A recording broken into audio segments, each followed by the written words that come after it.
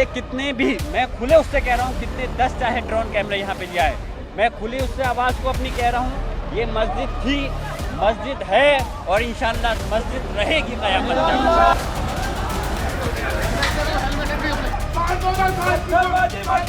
Police प्रशासन और सरकार से दबने वाले थोड़ी हैं। अरे हम इस देश के मालिक हैं, नौकर गुलाम नहीं हैं। हम इस देश के अंदर जब आज़ादी की जंग लड़ी गई थी, जब बंटवारा हुआ था, हमने इस देश को अपनी मर्जी से चुना है, मजबूरी से नहीं रह रहे इस देश के अंदर।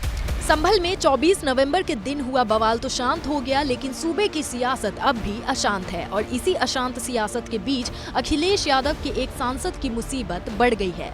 वो सांसद है जियाउर रहमान बर्क, जिन पर उनके ही क्षेत्र की पुलिस ने एफआईआर दर्ज कर दी है। जियाउर रहमान बर्क के साथ साथ स्थानीय सपा विधायक नवाब इकबाल महमूद के बेटे नवाब सोहेल इकबाल के खिलाफ भी ये एफआईआर दर्ज की गई है। संभल एसपी ने खुद एफआईआर होने की जानकारी दी है। एफआईआर में दोनों पर हिंसा को भड़काने और लोगों को हिंसा के लिए उकसाने का आरोप लगाया है। जानकारी के मुताबिक संभल बवाल के मद्देनजर 2 थानों में कुल 7 मुकदमे दर्ज किए गए हैं। वहीं संसद के शीतकालीन सत्र के सिलसिले में दिल्ली पहुंचे सपा सांसद ने संभल बवाल को लेकर फिर योगी की पुलिस को जमकर घेरा और कहा कि यूपी में मुसलमानों के साथ जुल्म हो रहा है। घटी है वो साजिश के तहत घटी है और हमें अफसोस है कि इस प्रदेश और देश के अंदर मुसलमान अपने आप को असहाय महसूस कर रहा है और उनको टारगेट करके उनके साथ में जो जुल्म ज्यादती की जा रही है वो अफसोसजनक है। इस प्रदेश और देश में कानून की धज्जियां उड़ाई जा रही हैं। प्लेसेस ऑफ वर्शिप एक्ट जो कि पार्लियामेंट में 1991 में बन गया था, उसके बावजूद उसका पालन नहीं हो रहा और हमें अफसोस है कि पार्लियामेंट ने अभी तक उसके खिलाफ कोई कदम नहीं उठाया। मैं मांग करूंगा, सदन में भी इस मसले को उठाऊंगा और माननीय सर्वोच्च न्यायालय से भी ये अपील करना चाहता हूँ कि इसमें संज्ञान ले और जो अधिकारी इसमें संलिप्त हैं, जिन्होंने इस घटना को अंजाम देने में पूरी तरह से हैं, जिन्होंने हमारे नौजवानों की हत्या की है और सरकारी असले के साथ साथ प्राइवेट असलों से गोली चलाई है, उनके खिलाफ हत्या का मुकदमा दर्ज होना चाहिए। उनको सलाखों के पीछे भेजना चाहिए जिससे कि उनको इंसाफ मिल सके, उनके परिवार वालों को, और आने वाले समय के अंदर कोई संविधान के और कानून के साथ खिलवाड़ नहीं कर सके।